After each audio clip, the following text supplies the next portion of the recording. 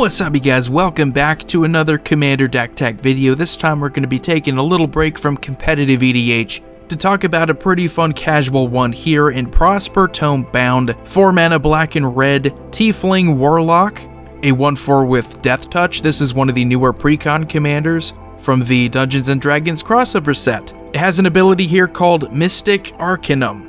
At the beginning of your end step, exile the top card of your library until the end of your next turn. You may play that card. It has one called Pact Boon. Whenever you play a card from exile, create a treasure token.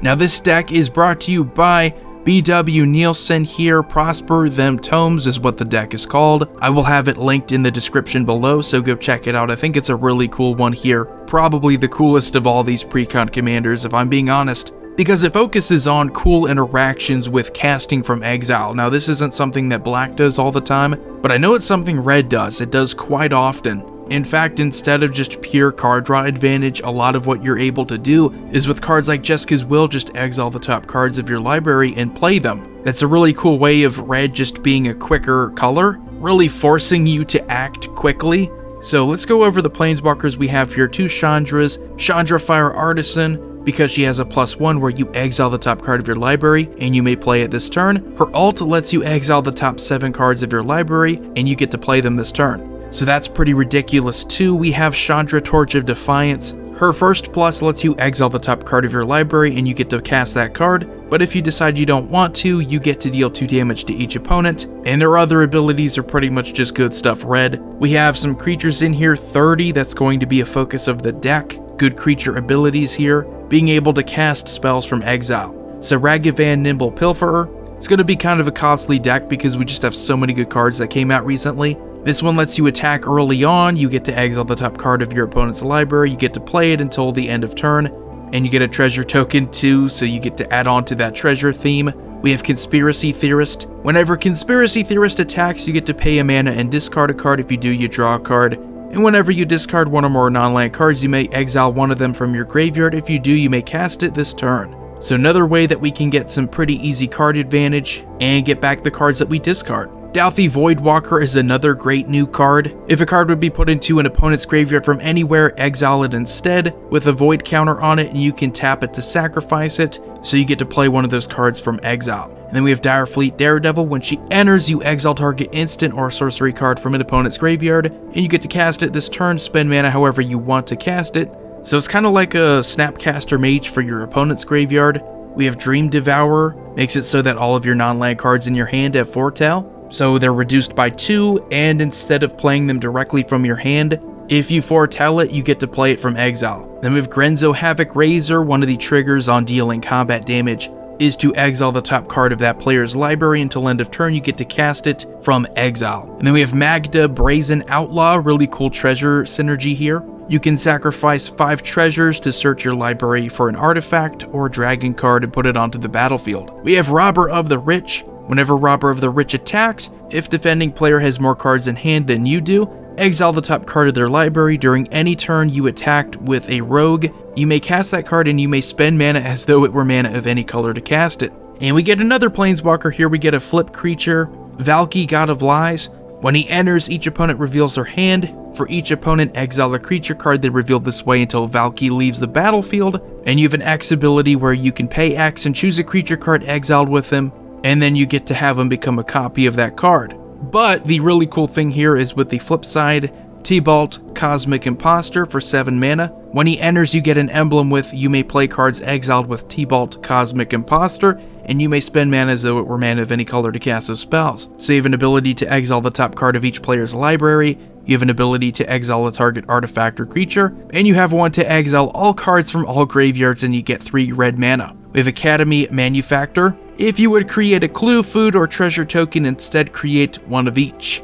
We have Burghy, God of Storytelling. Since a lot of our spells are going to be cast from exile, we get a treasure token from that. If we cast those spells, we're also going to get a red mana off of Burghy, just making it easier to continue our turns and maybe go off. We have Captain Lannery Storm, just a cool treasure synergy creature. When she attacks, you get one, and whenever you sacrifice a treasure, she gets an additional power until end of turn. We have Eternal Scourge, can be cast from exile. I mean, that's pretty much just it. Pretty good exile fodder if you just happen to have creatures that are exiled, and this is one of them. You can just constantly replay it.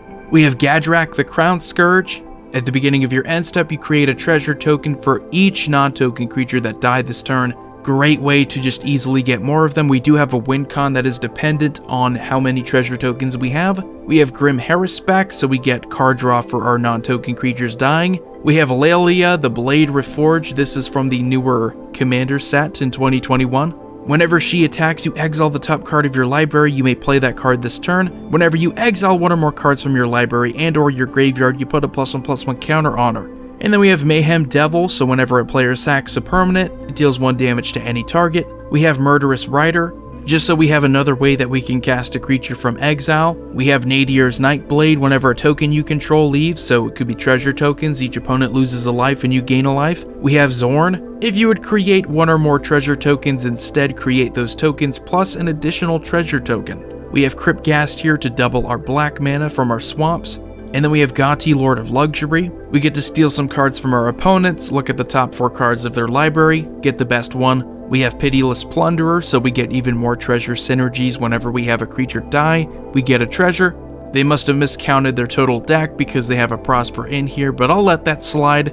We have Storm Kiln Artist. Whenever we cast an instant or sorcery spell or copy, we get to create a treasure token. We have Wild Magic Sorcerer. The first spell we cast from exile each turn has Cascade. So Cascade's really cool with this kind of strategy because you get to cast a spell with Cascade, or that you get off the Cascade from exile, which means that you get to trigger your commander here Prosper again.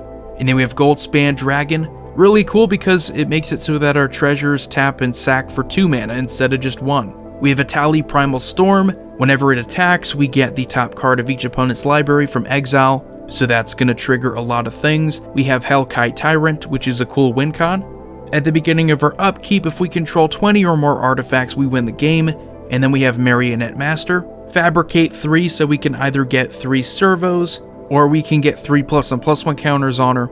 So no matter which one you choose, whenever an artifact you control is put into a graveyard from the battlefield, target opponent loses a life equal to her power. And we have 9 sorceries. We have Feed the Swarm to deal with creatures and enchantments. We have Torment of Hailfire to benefit from a ton of mana. Get to pretty much deal with every non-land permanent if we have enough. We have Flaying Tendrils. All creatures get -2/-2 until end of turn. If a creature would die this turn, exile it instead. And then we have Jeska's Will, which is a great card in red now. You can exile the top 3 cards of your library and play them this turn. If you have your commander out there, you also get a red mana for each card in target opponent's hand. We have Light Up the Stage, another 3 mana or 1 depending on whether or not an opponent lost life. You exile the top 2 cards of your library. Until the end of your next turn, you may play those cards. And then we have Praetor's Grasp, a great way that you can sneak into your opponent's library. Take whatever card you want, and then you play that from exile. Exile the top 3 cards of your library. Until the end of your next turn, you may play those cards if the spell was cast from a graveyard, so flashback. You may play those cards this turn without paying their mana costs. That's a pretty powerful card. We have another pretty powerful one here in Fevered Suspicion. So for 8 mana, each opponent exiles cards from the top of their library until they exile a non-land card. You may cast any number of spells from among those non-land cards without paying their mana costs, and it has Rebound. So at the beginning of your next upkeep, you get to cast this from exile without paying its mana cost. And then we have Blasphemous Act to deal 13 damage to each creature. For our instance, we have Commune with Lava. So X and 2 red instant speed, exile the top X cards from your library. Until the end of your next turn, you may play those cards. We have You Find Some Prisoners, another new card here. You choose 1 here, break their chains, destroy target artifact, or interrogate them. Exile the top 3 cards of target opponent's library. Choose 1 of them until the end of your next turn. You get to play that card, and you have flexibility in mana. We have Poison the Cup here. Destroy target creature. If this spell was foretold, you scry 2. And we have Hurl Through Hell, which is another great card.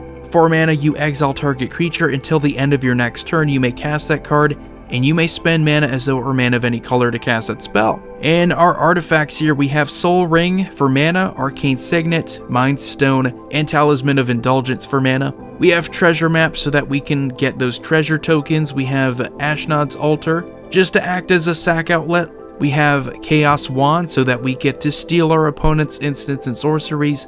They exile cards from the top of their library until they exile one of them. and we get to cast that card without paying its mana cost. And since we have a ton of treasure synergies, a lot of treasure tokens, we're going to play Inspiring Statuary here, which makes sense because, you tap one of them, you get to pay the cost of a non-artifact card. That's the cool thing about Improvise. It's basically Convoke, but with artifacts benefiting you.